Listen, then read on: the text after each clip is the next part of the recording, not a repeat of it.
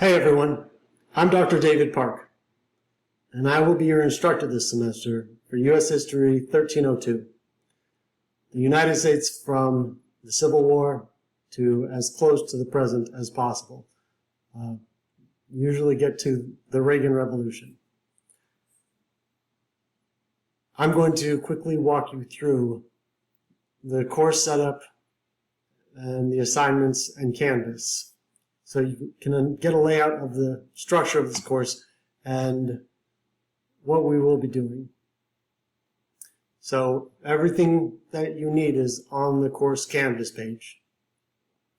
And from here, that's where the announcements are, and the syllabus, the modules, the assignments, which is what we will go over, starting with the syllabus.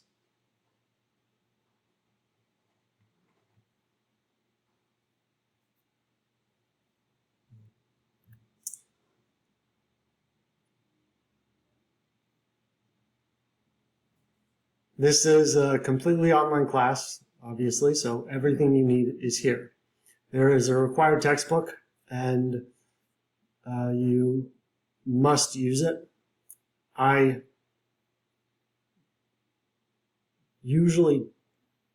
didn't use textbook in the past, but it is now a requirement, so you must get it because you will have some assignments from it. But the more important information is going to be coming from the lecture videos. Now, if you need to talk to me for any reason, I am on the Denton campus. But since this is an online course, the best way for us to meet is over WebEx or Zoom. So if you would like to speak in person, you can come up to the Denton campus, room 214. I will be up there on Tuesday, Thursday afternoons, late afternoons, and also on Wednesdays. If none of those times work for you, send me an email and we will figure out another time. Syllabus disclaimer. There, I don't intend on changing the assignments, but if something happens, and I have to, the one thing I can promise you is I will never change it to make your life more difficult. If I make any changes, it will only be to make your life easier.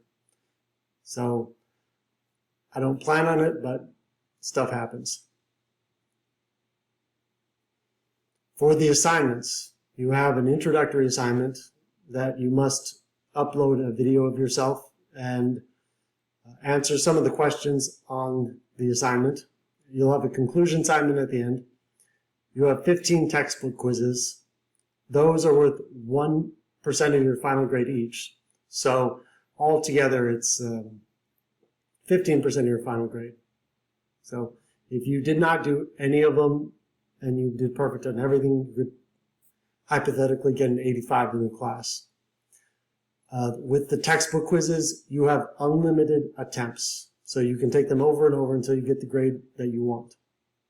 And the lowest 3 are dropped. The lecture quizzes, you only get 1 attempt. And it is worth twice as much as the textbook quizzes. So if you did not do any of the lecture quizzes, then the best you could get is a 70 in the class. So with those, you want to make sure you watch the lecture videos and you take notes and you pay attention to them.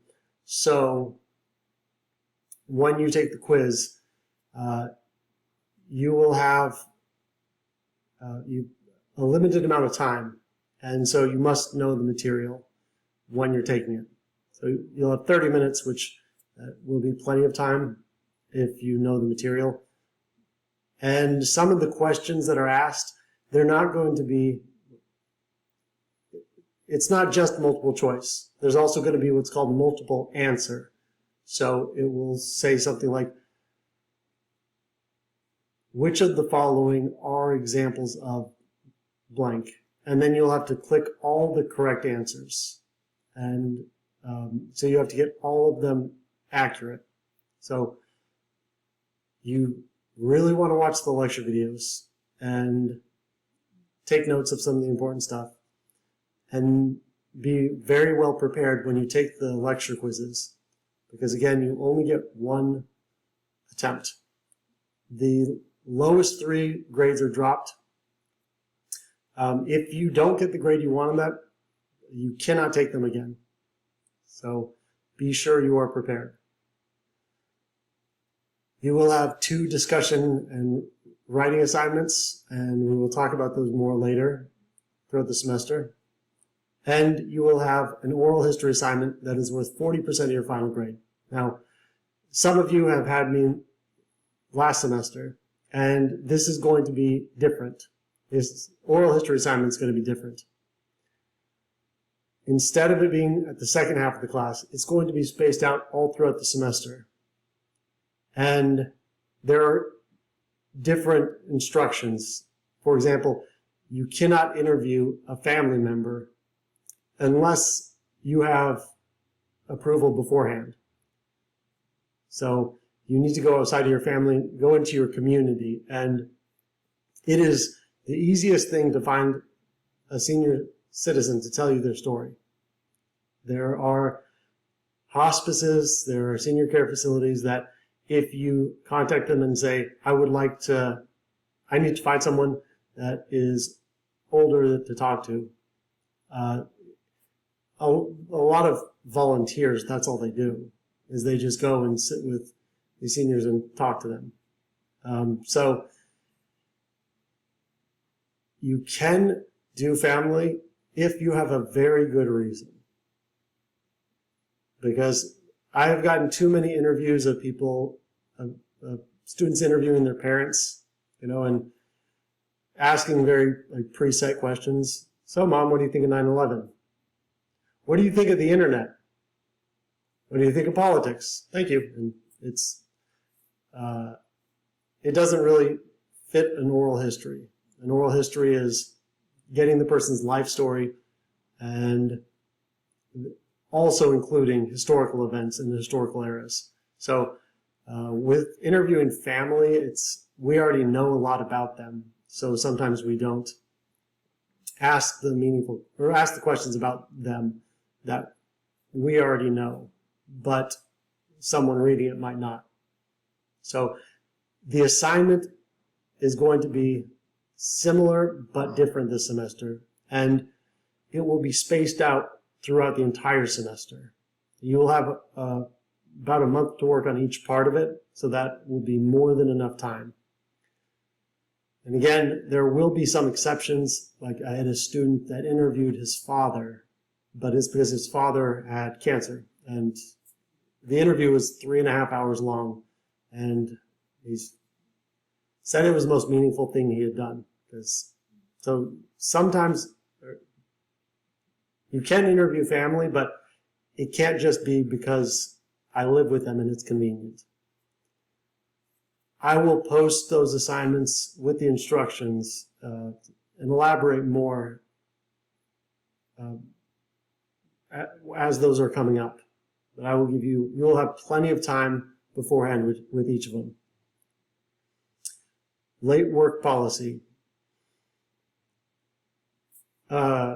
If something's going on, please don't hesitate to reach out. I understand completely, shit happens. I've got a lot of health issues, and I've had to go to the hospital twice in the last month. So I completely understand sometimes stuff happens. If you are having some issues, if you're having some problems, if you're just falling behind, be sure to reach out, and we'll figure it out. Course policies. I'm going to talk about academic integrity policy and also AI statement together, since the vast majority of cheating that occurs is using AI. And you can read the academic integrity policy. It fundamentally just says don't cheat. And I know what cheating is, you know what cheating is, and I know that you know what cheating is. So please don't do it. It's very, very awkward to have that conversation, and you'll automatically get a 0 on an assignment if you use AI, especially for the subjective stuff, like the research and reaction paper. You know, the reaction part of that, that's just what you got out of the assignment. And so it can be anything. It's completely subjective. So there's absolutely no reason to use AI for that. And AI is just so obvious when it's been used. So please don't do it. You'll get a 0 for the first assignment, and second assignment, or if you do it twice, then it will be failing the course and a referral to student services. At this level of education, it's just not worth it. I promise. It's much better just to get a bad grade than get caught using AI. Attendance policy. This is an online course, so just be sure to check in and check the course Canvas page, check the announcements. Withdraw policy. If you are not able to complete the course, last day to withdraw is March 30th, and I will give an announcement about that before it comes up. Student services. NCTC is very proud of being putting students first, and also being a community. And communities look out for each other. And so NCTC offers so many benefits to students. So be sure to check out the link, and there are all sorts of things like free mental health sessions with the therapist. If you need a laptop, you can borrow a laptop, food, all sorts of things. So be sure to check that out, because there are so many benefits of being an NCTC student. I can't go through them all, but check them out if you're having any problems with anything too. It's likely NCTC has something it can do to help. ADA statement. If you have some sort of learning disability, then you need to reach out to the Office of Students with Disabilities. And the guy in charge of it, Wayne Smith, is one of the nicest guys I've met. He's so fascinating. And he has firsthand experience of learning disabilities, as do I. I was diagnosed ADHD when I was an undergrad, and then I was diagnosed high-functioning autistic as an adult. It used to be called Asperger's before they removed that terminology from the DSM-5, I think it is, the manual for psychologists. So I had a really difficult time as an undergrad. I graduated magna cum laude, but it took so much work. I understand how difficult it can be to have a learning disability. And so for this course, it won't make a huge difference, because the way I set up this course, it obviously is, well, it appeals to someone that's neurodivergent, but it will, so it won't make a huge difference in this course, but for your other courses, you do want to get signed up with OSD. If you were signed up with OSD in high school, you have to redo it at NCTC. So please don't hesitate to reach out with any questions about that. Library. The library staff at NCTC are absolutely wonderful. They want to help whenever they can, and if you go to them asking for help, like with your final paper, if you just want help organizing it and getting primary, secondary source research, they will fall all over themselves to help you. They are so helpful, and they love helping students. So be sure to reach out to them if you know you don't have a lot of experience in writing. It's just one of those very good skills you'll need. So be sure to reach out to them. And you can even make a online appointment. If one thing to always remember throughout this course, I want every one of you to do well.